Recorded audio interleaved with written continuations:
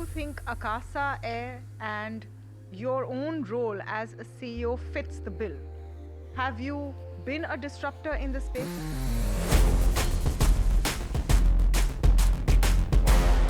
What has been the one USP that you think makes you stand apart? Just you get your fundamentals correct. And it's the sum total of these fundamentals which is our USP. And let me walk you through some of them. So making sure that we continue to be India's most on-time airline as we are for the second year in a row. What are the lessons that you've learned from the mistakes that you saw being made? Some of the airlines that have come before us have been extremely undercapitalized. People wanted to retain control and therefore, ran out of cash.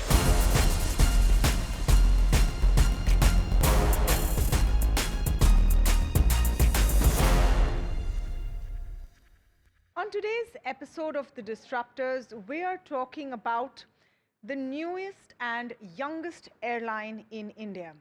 The Indian aviation scenario is one fraught with a lot of risks. Possibly the number of airlines that have started and then shut could be record-breaking as far as India is concerned, which is why every new entrant is looked at with some skepticism. How long will they last? Well, for the next company that we're talking about and the next founder we're talking to, this has been a challenge and a question perhaps from day one. I'm speaking today with Vinay Dube, founder and CEO of Akasa Air. Vinay, thank you so much for joining us here on The Disruptors. Absolute pleasure to have you on. Thank you, Tamanna. It's a pleasure to be here. So in terms of what the outline of the show is, and we're calling it The Disruptors, why do you think Akasa Air and your own role as a CEO fits the bill? Have you been a disruptor in the space? Do you attempt to be a disruptor in the space? Yeah, to be honest, for us, no, we don't use that word and associate that with ourselves, although we have heard that term used for us because as you look at India today, you don't have a lot of airline choices. And so when people see an airline come into the market, we're welcomed with open arms across the board. And so by that definition, we would classify as a disruptor. But when we look at ourselves as an airline that is being created to fulfill the needs of a country, not necessarily disrupt anything, but really serve the country by being one of the foundations of transportation that will be the bedrock of India's economic engine. Because without strong transportation links, it's very hard for commerce in a country to progress. And by the way, I'm not just talking about airline, but it's road, it's rail, it's sea, and certainly air. And so we look at ourselves as just wanting to serve the nation really, and fill a need for the country. No, I mean, that's fantastic. Of course, that's the big vision. Right. But I mean, from the point of view, look at the Indian aviation landscape right now. You have two major players who have a lion's share of the market. Some would say this is quite a duopoly. And then you have smaller players who are trying to make their way. Right. Of course, Akasa is one of them. What has been the one USP that you think makes you stand apart? Because you're not new to the business. You're a veteran. Right. You've been with some of the biggest brands in the business, and then you come with this new brand. So what sets it apart? Yeah, Tamanna, unfortunately, in aviation, sometimes there's no single sort of silver bullet or there's no one sort of smoking gun equivalent. Sometimes you need to be you get your fundamentals correct. And that's what we're looking to do. And it's the sum total of these fundamentals, which is our USP. And let me walk you through some of them. So service excellence, making sure that we continue to be India's most on-time airline as we are for the second year in a row. Making sure that our service is both efficient, but also kind. And I use that word on purpose, making sure that the food we serve is something that people actually like and appreciate and care for the taste. Making sure that we remain a well-capitalized airline, making sure that we're an employee-centric company so that our happy employees can then provide this kind service. And so it's focusing just on some of those basics collectively and doing those in a boringly consistent manner is what our USP is. Yeah. So in your very long journey in Indian aviation, I want to ask you personally, Vinay, what are the lessons that you learned that you carried forward to Akasa? And what were the lessons where you learned that this is what I should not do? Yeah, I think, again, it all goes back to the fundamentals, Tamanna. There are a few things that I think you both should and shouldn't do, depending on sort of, how you phrase your sentence. But first and foremost, this is a business that requires deep professional expertise.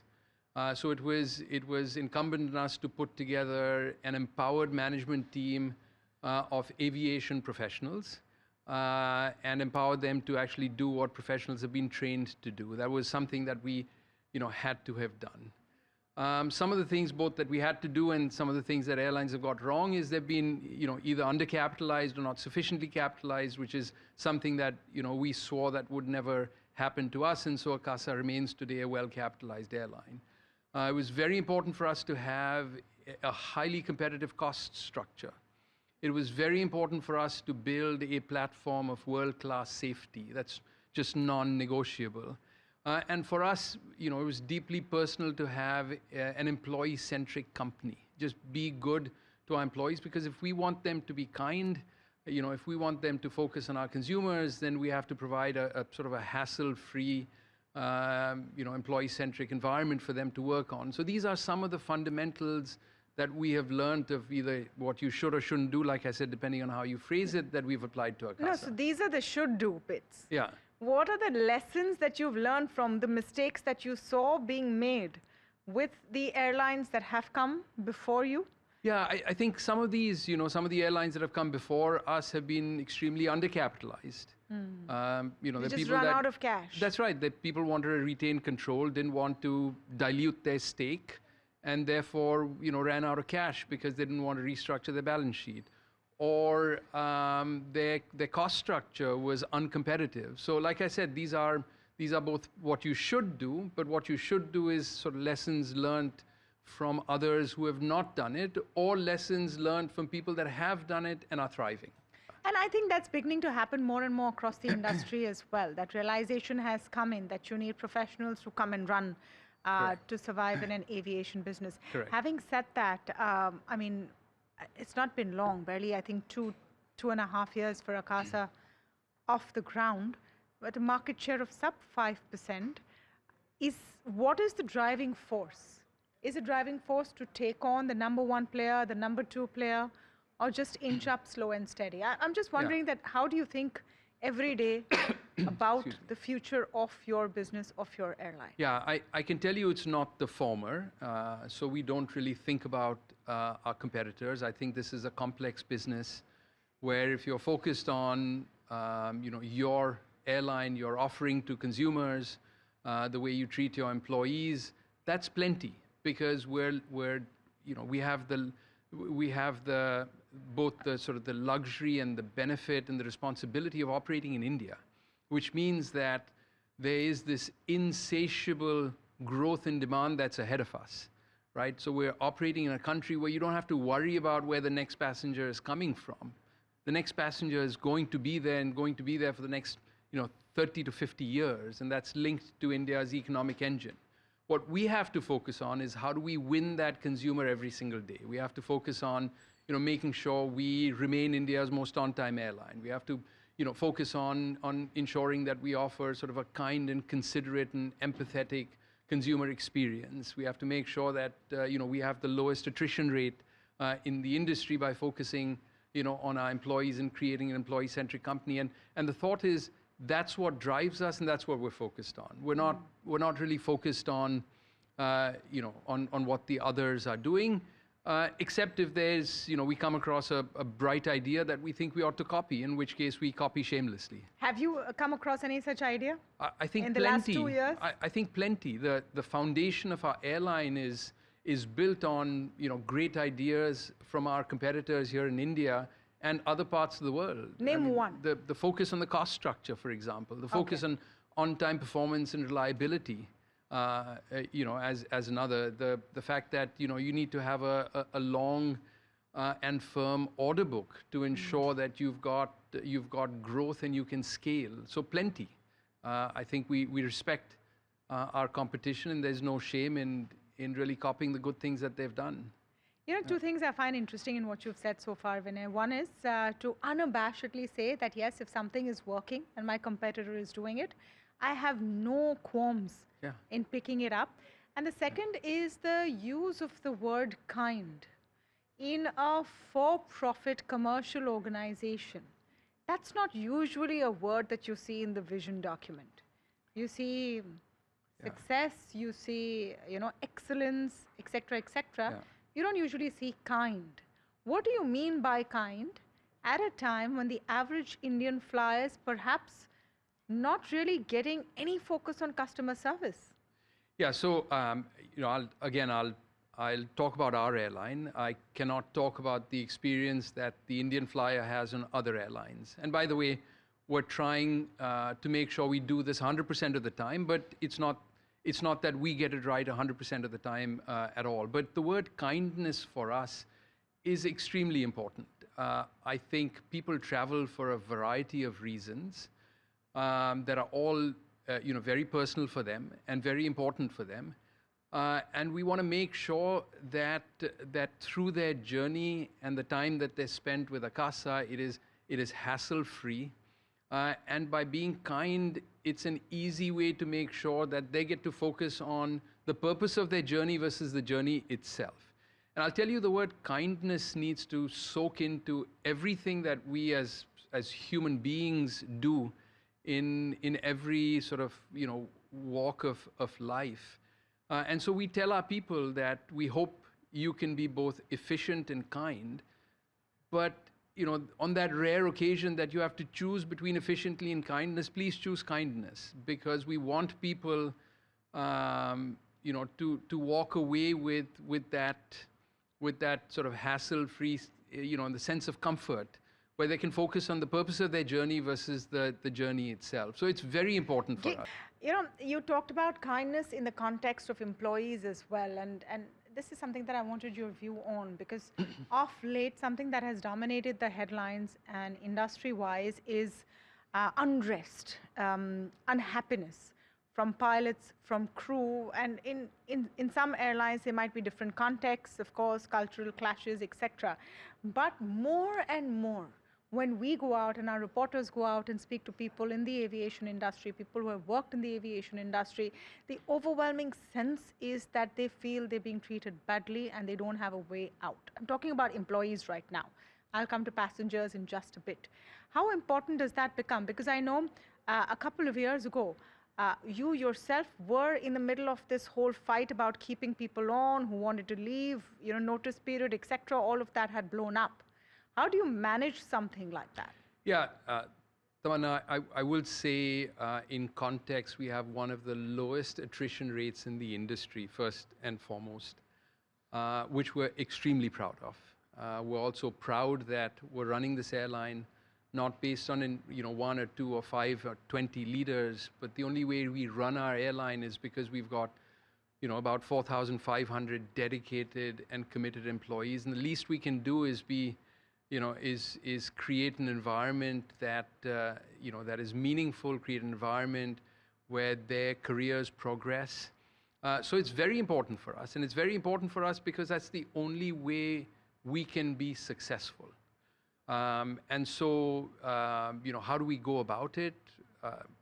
Let's talk right off the bat of compensation and benefits. You need to make sure that you are right up there with the industry standard compensation and benefits to make sure that that what people work for is something that they can take home, whether it's money for their future, money for their parents' medical bills, their children's education. So you want to make sure that the compensation and benefits is something that that is focused on. But beyond that, it's transparency, it's encouragement, it's progress in their careers. So we want to make sure we promote people from within.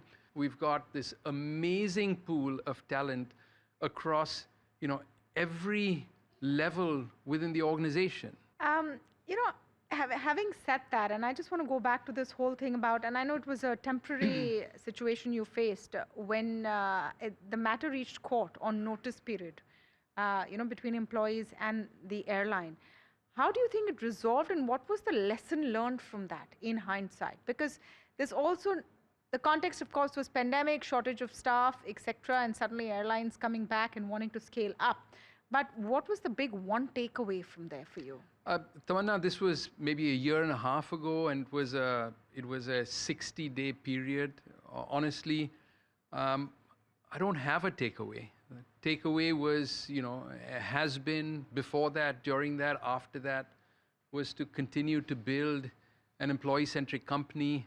I mean, I remember our first discussion on board the aircraft, where you were exposed and you help us, tell the world that we've got gender-neutral uniforms, that our flight attendants have sneakers that are comfortable, no heels, that our uniform is made out of recycled marine waste. And so, before, during, after any period of time, we've always had this view where we want to be good to our employees. We also want to be just good, corporate citizens, focus on the environment, focus on sustainability, do the right thing. And by the way, you can be profitable and highly profitable without having to compromise in some of those values of just being good people. And so we continue to focus on that. So what is on the anvil? I mean, we're in an interesting phase when I think business class is back. There was a time when every carrier was a low-cost carrier. There was not too much space for premium customers. Now we're moving back in that direction. Market leader has introduced that kind of a product. Is that something that you want to look at some point? Do you think we're now ready as a market for a business class, a first class on domestic flights as well? Yeah, so to be honest, I think we've always been ready for multiple classes of service. I mean, as you know, if you were to look down the streets of Mumbai, you'll find a Maruti and you'll find a Mercedes. So I think as a country, no matter what consumer product you're looking at, I think there's a need that is created in multiple segments of the market. For us, though, business class is not in our near term, nor do I think most of the consumers necessarily need that. Our view is our economy, consumer experience is on par with any other airline in the world, by the way, not just the best airline in India. I flew back this weekend on an airline, which I will not name, but has historically been a, what's labeled a 5-star, 7-star, whatever you want to call it, airline.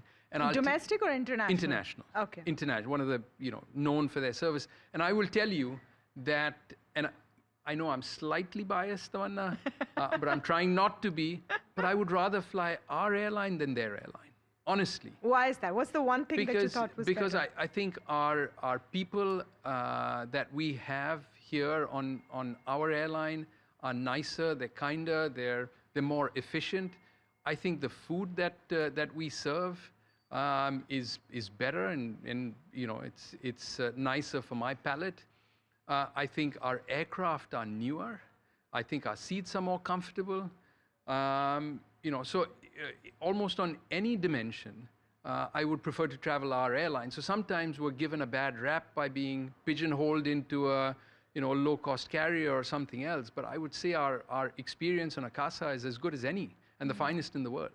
So, we did an in-depth piece recently where we spoke to a lot of flyers, a lot of analysts, and the general experience of Indian flyers is deteriorating.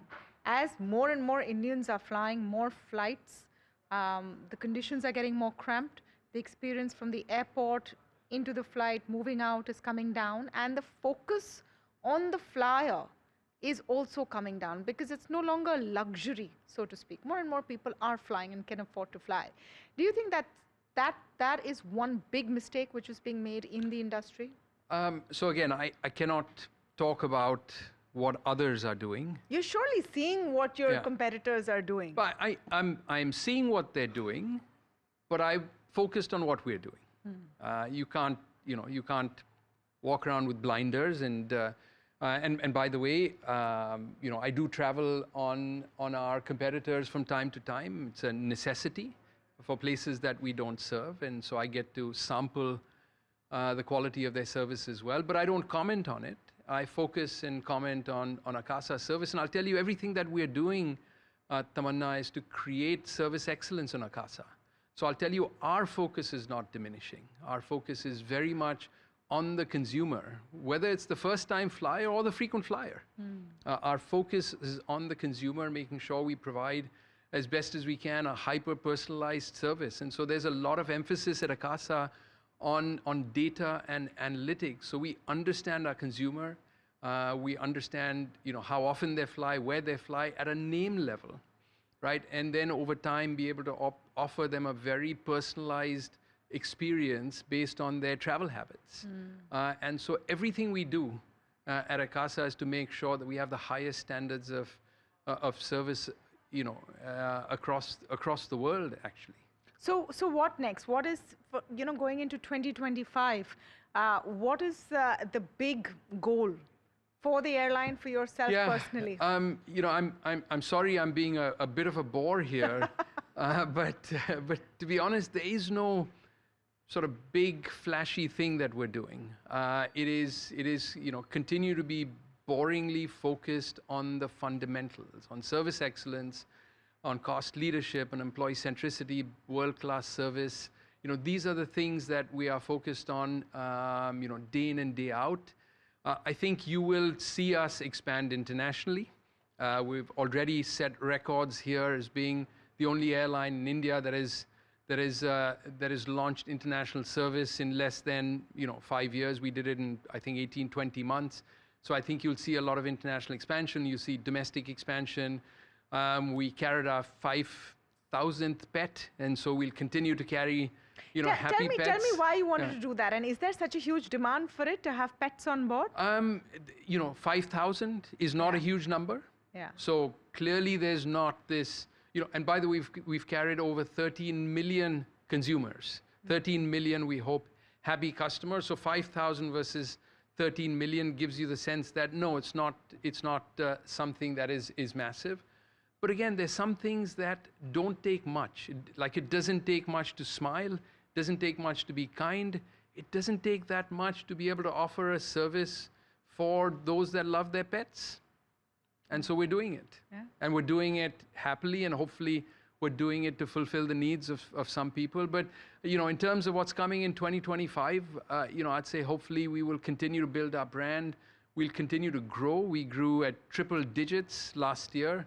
This year, between the fiscal year 24-25 and 25-26, obviously our base is larger, so we can't grow at triple digits, but certainly, high double digits is something that we will grow at. And so growth, reliability, service excellence, that's, try and focus on the fundamentals. So what does Vinay Dube do on their time off? I'm wondering what an aviation or an airline CEO does on their time off. Are you as, straight and focused? Well, I've got twins, 17-year-old twins with me at home still. And we will have them at home with us for the next 8 to 10 months. And then I think they'll head off to college. They want to go to the US to study. And so my wife and I will be empty nesters. So in my spare time, I try and spend as much time as I can with them, although they're teenagers, which means they don't necessarily want to spend time with dad. I try and play golf once a week, which is something that gets me focused on anything but work. So it's between family and once a week golf is how I while away my spare time. So you're not a 70-hour-a-week kind of a CEO? I hope not 70 hours. I think I have a full week. I think I work hard. But no, I want to be there with my kids. Do you think youngsters in this country should work 70 hours? I mean, that's everyone's favorite talking point. So keen to know your view. Well, I don't want youngsters, and I don't think I can, I can tell people to do what I'm not doing. And so if I'm not working 70 hours, if I'm working, 50, 60 hours, then that's the only expectation or advice I can give people. I don't think there are many people on their deathbed that thought, oh, I should have spent more time in the office. More people in their last breaths are thinking they should spend more time with their kids or family and friends. I want people to have that perspective. But to be honest, I think your careers can flourish. I think for young people, their careers can flourish, but yet have a work-life balance. So I'm on that side of the debate that is raging. But that doesn't mean 30 or 40 hours either. I think youngsters need to work hard. There's a time in your life where you should work hard, but let's have a certain perspective about us as well. Fantastic. Thank you so much, Vinay. It's been a pleasure speaking with you. Yeah, good luck to everything coming ahead for you and, of course, your company. Thank you, Tamanna. Appreciate it.